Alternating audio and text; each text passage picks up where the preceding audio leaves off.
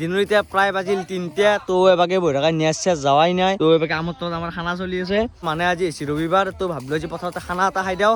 মানুহ গাইজ বগামাটিত যাই আমি আহিছোঁ বাহুমাটিত, মানে এইখিনি আমাৰ নিজৰে গাঁও। তো বগামাটিত যাই পইচা খৰচ কৰাতকৈ বাহুমাটিত খানা খাব আহিছোঁ। তো এবাকে গোটাই এতিয়া আছে বঢ়িয়াকৈ টিং চিং মাৰি লৈছোঁ। এবাকে গোটাই গিলে যোগাৰ চোগাৰ কাটা আছে। এবাকে মিনি বক্স বঢ়িয়াকৈ বাহুমাটিত আহিছোঁ। তো বঢ়িয়া আৰু এবাকে তেল ষ্টাইল আছে গাহৰি মাংস। এবাকে বাকী মছলা পাতি গিলে এবাকে ঠেলাত গোটাই আনিছোঁ বঢ়িয়াকৈ প্লেচত। এবাকে গোটাই এতিয়া আছে আৰু এবাকে জুই ধৰি আছে। এখন 1-2 বাজিল প্ৰায় নিয়াৰ যাৱাই নাই গেলি। এবাকে ভাত হৈ গ'ল। এবাকে কাঢ়ি আছে বঢ়িয়াকৈ। মাংসখিনি বহি দিছে, ৰান্ধি আছে।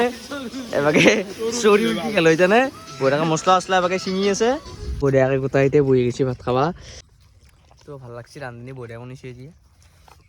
কোন